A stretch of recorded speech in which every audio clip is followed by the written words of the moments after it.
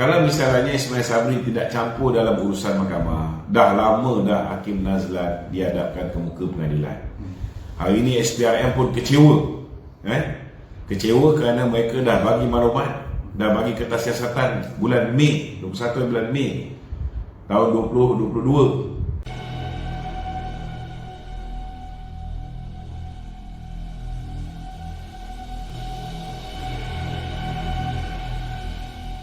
Selepas 3 bulan, tiba-tiba Peguam Negara mengatakan dia tak terima. Macam mana dia tak marah? Macam mana SPRM tak marah? Dia kata tak terima.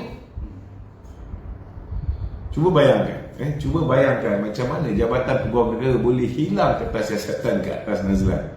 Tak ke pelik dia nak jahit ni?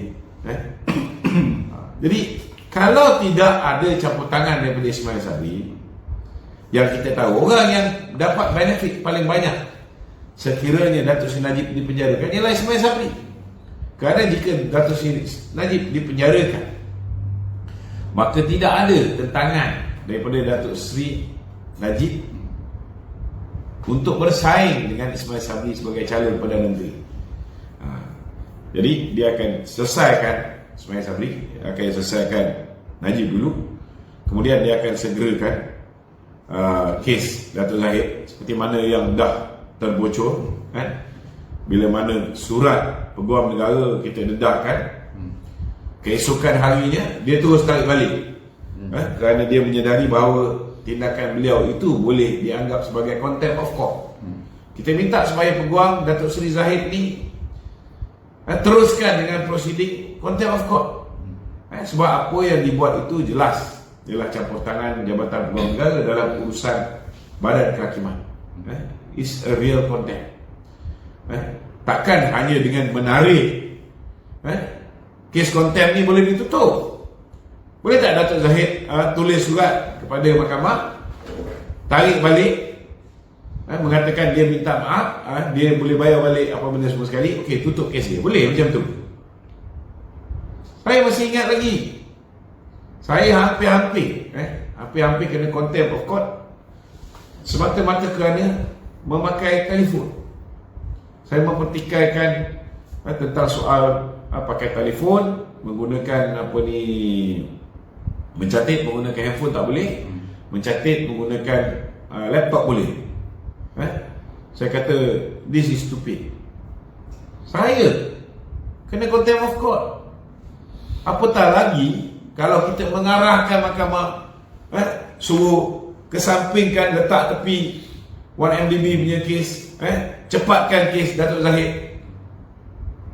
This is very wrong. Ini memang betul-betul interference, secampur tangan. Memang interference.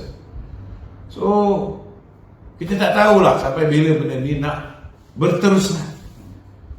The only way, tuan-tuan, ialah kita kena pastikan Parlimen dibubarkan segera. Kalau nak tunggu Parlimen ni bubarkan, memang sampai mampus dia tak akan bubarkan. Dia nak bulan 10 dibubarkan. Dia nak bentangkan bulan Jawat, dia nak bentang bulan 10. Bentang bulan 10, selesai bulan Jawat, dan nak masuk bulan 11. Lepas tu nak kena luluskan di Dewan Negara. Bulan 11, bulan 12, bulan 1, ini musim terkujuk. Bulan 10 ni pun kita mengikut ramalan Jabatan Meteorologi bahawa ada kemungkinan berlaku banjir besar di Kuala Lumpur. Election should be done before October. Sekaranglah masanya untuk bubar Parlimen. Bubar Parlimen, bagi 2 minggu, buat pilihan raya. Lagi lambat buat pilihan raya, lagi banyak pancaroba. Jadi kalau nak tunggu Ismail Sabri bubar memang sampai bila pun. Hari ni kita tengok kenyataan yang dikeluarkan oleh Taqiyuddin mengatakan bahawa PAS tidak akan membubarkan Dewan Undangan Negeri Kelantan dan Terengganu dan juga Kedah kalau pilihan raya diadakan sebelum bulan Mac 2023. Betul tak aku cakap? Mak nak buat pilihan raya selepas bulan Mac 2023. Hari ini Taqiyuddin mengesahkannya. Jadi takkan MT UMNO nak membiarkan diri mereka berulang kali diberikan harapan palsu. Diberikan harapan palsu oleh Ismail Sabri. Dia beri harapan palsu, dalam masa yang sama tangan-tangan gaib dia mengerjakan pemimpin-pemimpin UMNO dan nak menyegerakan kes Datuk Seri Zahid Hamidi. Jadi takkan kita nak biarkan kita ni dibunuh baru kita nak bertindak. Kita faham mungkin Presiden UMNO ada beberapa kekangan. Kekangan dia mungkin sebab kita minta supaya Ismail Sabri Perdana Menteri melakukan pilihan raya per tahun ni. Kita dah himpunkan orang semua sekali membuat desakan nak buat pilihan raya tahun ni. Tiba-tiba bila dia masuk dalam mesyuarat, dia kata okey, dia setuju buat pilihan raya tahun ni. Habis jam kita. Patut kita dah ambil tindakan disiplin.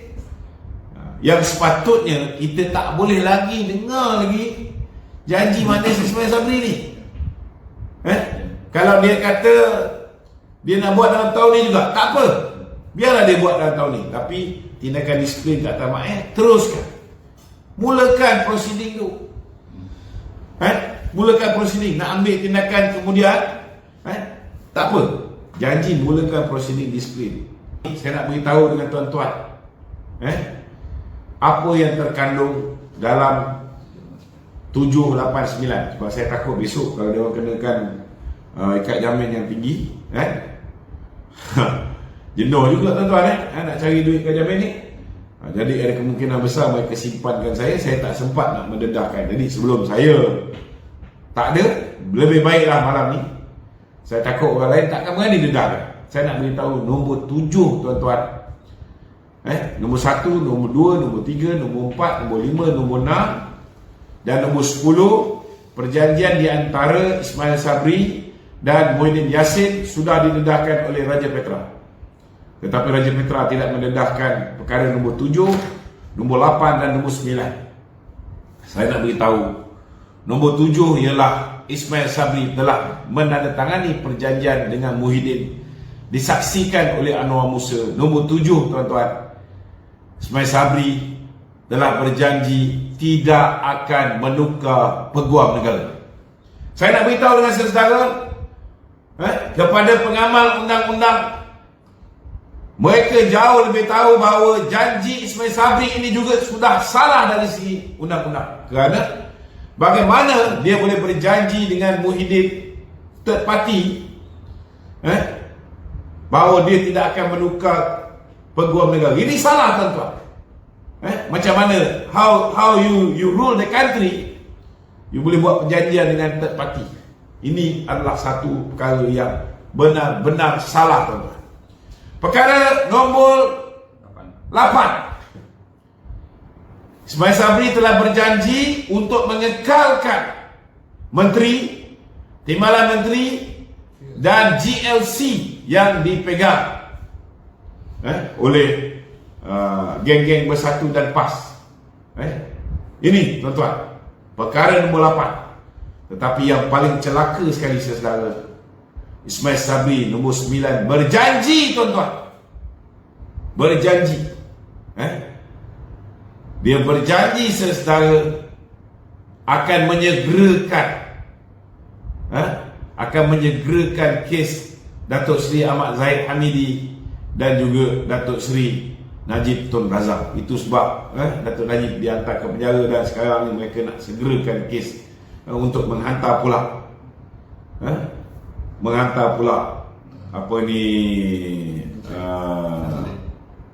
Datuk Zahid ke penjara. Tuan-tuan, ini perjanjian ini adalah bukti jelas bahawa terdapat campur tangan Ismail Sabri dalam mahkamah. Terdapat campur tangan Ismail Sabri dalam Jabatan Peguam Negara. Jadi hari ini kita minta supaya parti mengambil tindakan disiplin ke atas Ismail Sabri. Nak tunggu apa lagi? Nak tunggu apa lagi? Kita faham, mungkin Presiden juga ni, MT pun sepatutnya kena faham macam mana Presiden nak bertindak.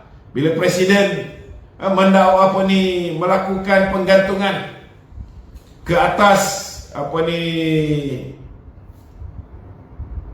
Tun Faisal dan juga Papa Gomo. Beliau dikecam, tetapi tidak ada orang yang mempertahankan tindakan beliau. Orang suruh ambil tindakan ke atas Tun Faisal, ke atas Papa Gomo, tetapi tidak ada orang mempertahankan beliau bila beliau mengambil tindakan.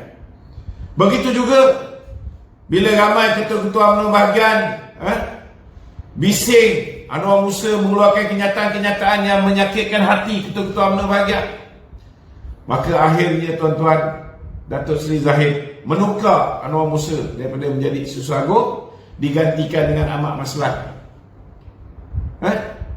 Kemudian diberikan pula jawatan Susah Agung Barisan Nasional. Bila dia duduk Susah Agung Barisan Nasional, dia terus sekali lagi menyakitkan hati orang UMNO.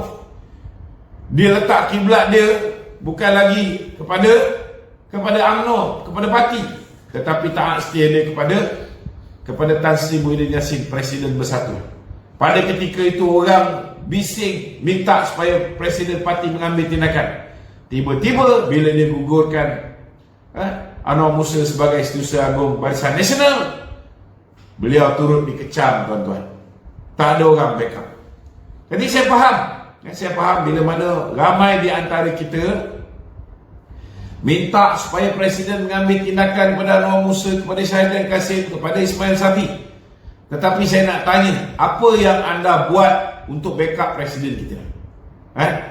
Beliau seolah-olah macam keseorangan bila dia ambil tindakan ke atas puak-puak pengkhianat ni, maka tidak ada orang yang backup dia. Itu yang menyebabkan beliau hari ini menjadi berhati-hati, terlalu berhati-hati. Kerana kalau silap buat keputusan pun, tuan-tuan, kita tak naklah sampai. Kita dah tahu sekarang ni Ismail Sabri ni memang zalim, sanggup kenakan apa yang berlaku ke atas bosku, bekas bos lama dia. Kita tengok dia kerjakan Datuk Jamal, dia kerjakan saya, dia kerjakan kawan-kawan lain. Ini besok kita tak tahu apa akan jadi kepada Aziz Rahim, apa akan jadi kepada Datin Sri Rosmah, apa akan jadi kepada beberapa orang pemimpin-pemimpin UMNO. Tuan-tuan, kalau tak ikut kehendak dia, sudah pastilah keputusan itu tidak akan memihak kepada individu-individu terbabit, tuan-tuan. Jadi itu sebab mulai hari ini kepimpinan UMNO kena backup. Setiap keputusan yang diambil oleh Presiden UMNO, kita kena backup.